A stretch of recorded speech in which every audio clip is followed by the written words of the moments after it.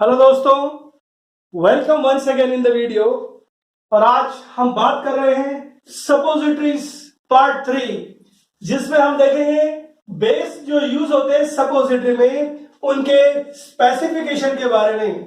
अब सवाल उठता है स्पेसिफिकेशन की क्या जरूरत हो गई। भैया बाजार से कभी कोई चीज लेके आते हैं तो उसकी कुछ क्वालिटीज तो होती हैं, कुछ स्टैंडर्ड्स तो होते हैं। जैसे अगर आपको हेलमेट लाना है तो आईएसआई मार्क, जैसे अगर कोई इलेक्ट्रिकल इक्विपमेंट आपको यूज करना है वो भी आईएसआई मार्क।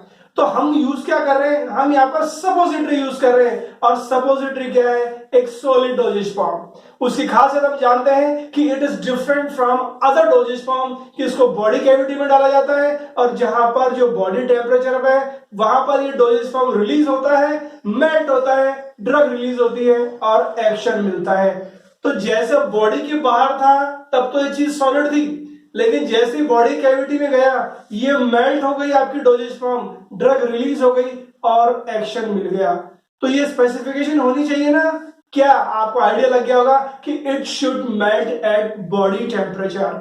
तो हमें कैसे पता लगेगा और कौन सी प्रॉपर्टीज होनी चाहिए। क्या बेस को आंख बीच कर यूज किया जा सकता है क्या? नहीं, कुछ क्वालिटीज हैं, कुछ पैरामीटर्स हैं। तो एक तरह से हम उन पैरामीटर्स की बात कर रहे हैं जिनको ध्यान में रखना है अगर हमें कोई भी बेस यूज करेंगे सपोजिटरी बनाने के लिए। तो सबसे पहले हम देखेंगे कि निमोनिक एक ट्रिक उन स्पेसिफिकेशन या फिर स्टैंडर्ड्स को याद करने की, और वो है आपके सामने WISH wish, SAMOSA samosa. What you have to do is आपको इसको हटाना है, इसको याद नहीं रखना है। आपको सिर्फ इतना याद रखना है विश समोस। पहले मैं आपको ये हेडिंग बता रहा हूं, उसके बाद हम डिटेल में देखेंगे one by one. WISH, W से बना वॉचर नंबर, I से बना आयोडीन वैल्यू, S से बना सैपोनिफिकेशन वैल्यू, H से बना हाइड्रोक्सिल वैल्यू। ऐसे ही बात आती है समोस की, तो S से बना सॉलिड फैट इंडेक्स, A से एसिटाइल वैल्यू, N से मेल्टिंग रेंज, O से ओरिजिन कहां से मिला है, और S से है सॉलिडिफिकेशन पॉइंट। जैसा मैंने आपको बताया A तो सिर्फ याद करने के हिसाब से है। तो ये तो है निमोनिक याद करने का कि कौन कौन से पैरामीटर हमें ध्यान में रखने हैं किसी भी बेस को सेलेक्ट करने के लिए अगर हमें सपोजिटरी बनाना है।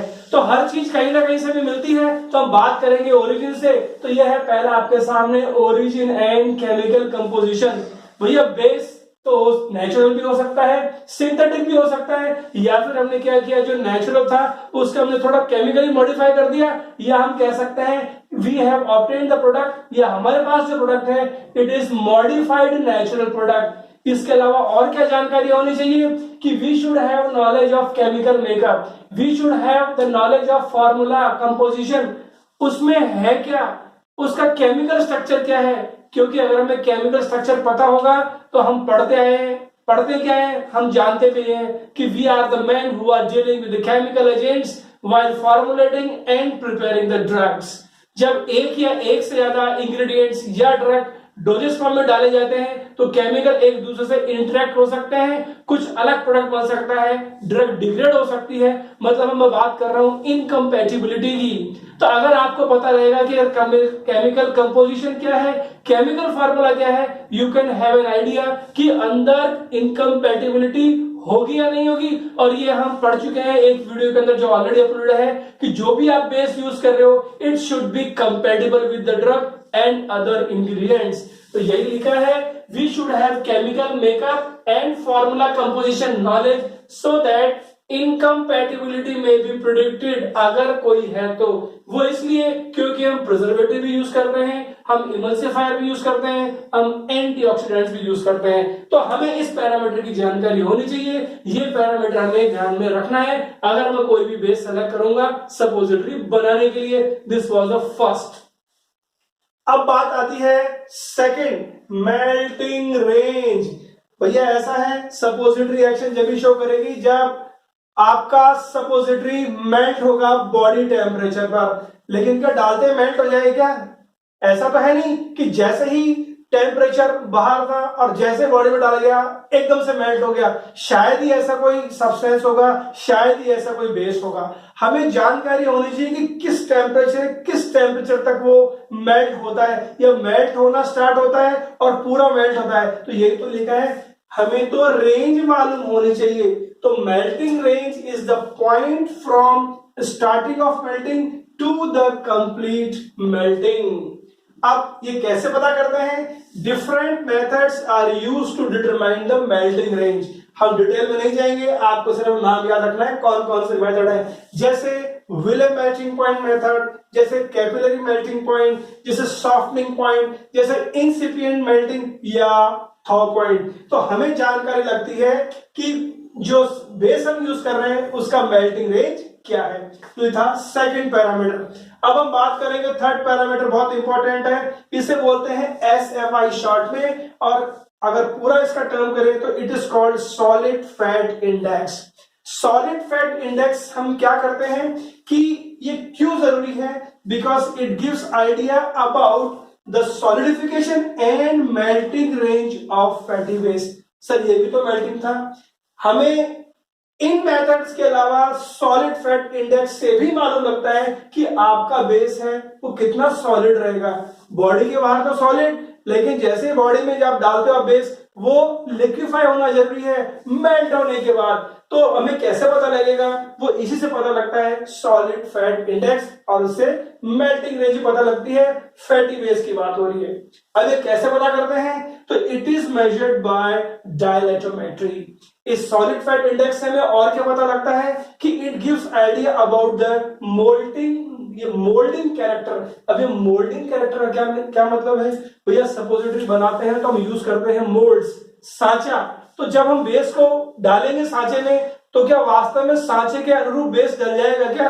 वो इसलिए है क्योंकि सांचे अलग अलग शेप के हैं, और हम जानते हैं कि जब भी सांचा खुलने के बाद जो अंदर की चीज है वो बिल्कुल इंटैक्ट है। तो कभी कभी क्या होता है कि जो सपोजिटरी है वो बहुत ब्रिटल बन जाती है। ब्रिटल का मतलब बिल्कुल बनने के बाद वो टूट जाती है। वो क्यों हुआ? क्योंकि ये देखा गया है कि जिस सपोजिटरी के अंदर एकदम से सॉलिड कंटेंट बढ़ जाता है, एकदम से टेम्परेचर चेंज करने पर वो सपोजिटरीज ब्रिटल होती हैं। तो solid fat index, it gives an idea about moulding character, it gives an idea about the surface feel, it gives an idea about the hardness of the base। Base कितना hard है ये कैसे पता लगता है? ये हमें ग्राफ से पता लगता है। ये ग्राफ आपके सामने, और सॉलिड फैट इंडेक्स को डिटरमिन करने का यही तरीका है कि graph percentage fat solids versus temperature degree Celsius के बीच में है। ये तीन है आपके सामने ग्राफ। देखिए आप, ये रूम टेम्परेचर है, ये स्किन का है, और ये रेक्टल का है। ठीक है, एकदम से जब शार्प डिक्रीज होता है ओवर नैरो टेम्परेचर, तो ये क्या इंडिकेटिव है कि जो आपकी सपोजिटरी है वो ब्रिटल नेचर की होगी। जैसे ही आपने डाला सांचे के अंदर, मोल्ड के अंदर, और एकदम से अगर सांचे को ठंडा कर दिया तो जो आपका जो बेस है वो क्या होगा? वो ब्रिटल होगा। मतलब आपकी सपोजिटरी ब्रिटल होगी। ब्रिटल का मतलब आप समझते ही हैं। तो इस तरह से हमें पता लगता है कि सॉलिड फैट इंडेक्स क्या है। सॉलिड फैट इंडेक्स सिर्फ सपोजिटरी में नहीं, बेकरी आइटम्स में भी काम आता है, क्योंकि बेकरी आइटम्स में बहुत फैट्स यूज होते हैं। अब मैं डिटेल में नहीं जा रहा हूं बेकरी के, सिर्फ आपको याद रखना है कि solid fat index is a parameter जो सपोजिटरी बेस से रिलेटेड है। अब हम बात करेंगे चौथे स्पेसिफिकेशन की, यह पैरामीटर की, वो है आपके सामने hydroxyl value. What is hydroxyl value?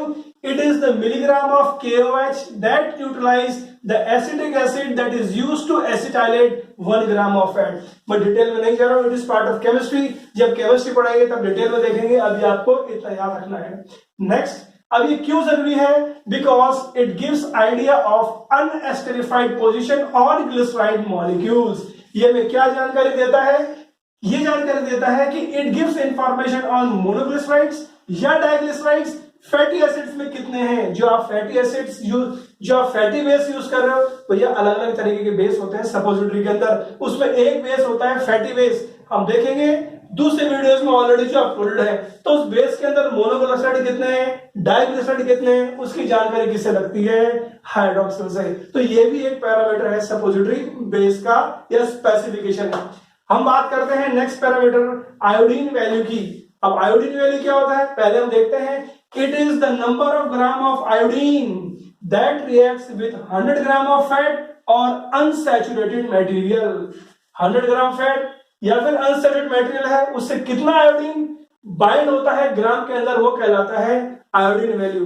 अब आयोडीन वैल्यू क्यों जरूरी है, क्योंकि अगर आयोडीन वैल्यू हाई आती है, if high iodine values are there, इसका मतलब there are increase chances of decomposition by acids, oxygen and moisture. तो हमारे बेस को अगर आयोडीन वैल्यू हमने देखा कि ज्यादा है तो मान के चलना कि वो फटाफट डिकम्पोज होगा, किससे, एसिड से, ऑक्सीजन से और मॉइस्चर से।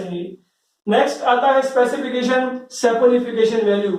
अब सैपोनिफिकेशन वैल्यू क्या है, it is the milligram of KOH required to neutralize free fatty acids and saponify esters contain in 1 gram of fat. ये है। अब ये क्यों जरूरी है, इससे हमें क्या पता लगता है कि it indicates the di and triglyceride and the amount of monoglyceride, triglyceride and triglyceride present in your base. तो यह है आपके 6 बेस। अब हम बात करेंगे अगले 3 बेस, 3 स्पेसिफिकेशन, 3 पैरामीटर की बात करेंगे। अब हम माफ कीजिएगा, बेस नहीं स्पेसिफिकेशन की बात हो रही है, स्टैंडर्ड्स की बात हो रही है। अगला स्टैंडर्ड है सॉलिडिफिकेशन पॉइंट। भैया हम ये पता करना चाहते हैं कि सॉलिडिफाई कहां हो रहा है, हम पता करना चाहते हैं कि जो बेस है वो सॉलिड बन भी रहा है या नहीं बन रहा। सांचे में डालने के बाद सॉलिड होगा तभी तो डोसेज फॉर्म हमारा सॉलिड कहलाएगा सपोजिटरी।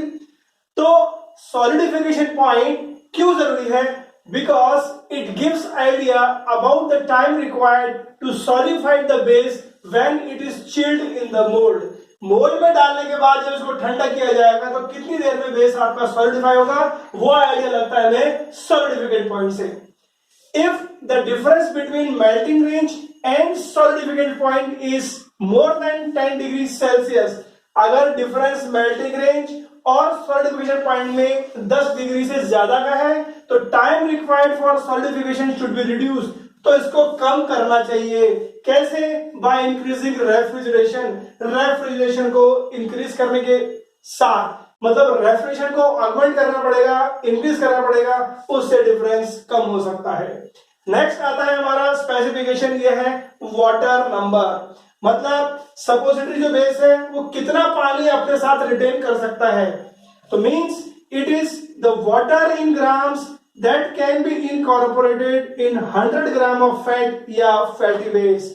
अब ये वाटर नंबर अगर कम हो तो कैसे बढ़ाया जा सकता है, ये फैट है भैया, फैट और पानी मिल सकते हैं क्या, फैट और एक्वस कंपोनेंट मिक्स हो सकते हैं क्या, नहीं हो सकते। लेकिन हम पढ़ते आए हैं डोजेज फॉर्म के अंदर, इमल्शन के अंदर, कि तेल और पानी को मिलाने का प्रयास किया जा सकता है by using surfactant, by using emulsifying agent. तो यही टेक्निक हमें को इसमें भी यूज करनी है कि अगर ये नंबर कम होता है, water number, holding capacity water की कम होती है फैटी बेस द्वारा, तो it can be increase by using surfactant emulsifiers. तो ये आपको यूज करना है। और लास्ट जो आपको स्पेसिफिकेशन ध्यान रखना है बेस का, ये है एसिड वैल्यू। अब एसिड वैल्यू क्या है, it is milligram of KOH required to neutralize free fatty acids in 1 gram of substance। 1 gram substance के अंदर फ्री फैटी एसिड्स कितने हैं, उनको न्यूट्रलाइज करने के लिए जो KOH चाहिए mg में, वो कहलाता है एसिड वैल्यू। अब ये एसिड वैल्यू क्यों इंपॉर्टेंट है, क्योंकि अगर एसिड्स प्रेजेंट है, फ्री फैटी एसिड्स, ये लफड़ा क्रिएट करते हैं आपके प्रिपरेशन के अंदर। वो कैसे, बिकॉज द लो और the complete absence of acid, these are preferred or these are considered good for the base, because free fatty acids, if they are present in your base, they can create complications। कैसे, they react with the ingredients and they irritate the mucous membrane, और irritate अगर करेंगे तो हमें तो ऐसा base चाहिए ही नहीं, ये आइडियल बेस कैरेक्टरिस्टिक्स नहीं होती है। तो हमें कैसे पता लगेगा, एसिड वैल्यू से। तो ये है आपके specifications of the base of suppository. तो इसी तरीके से हम मिलते रहेंगे, चीजें इजी बनाते रहेंगे। Please don't forget to subscribe the channel, like, comment and share, और एक चीज और, बेल आइकन प्रेस करना ना भूलें ताकि जैसे वीडियो रिलीज हो आपके पास इंफॉर्मेशन पहुंच सके। धन्यवाद।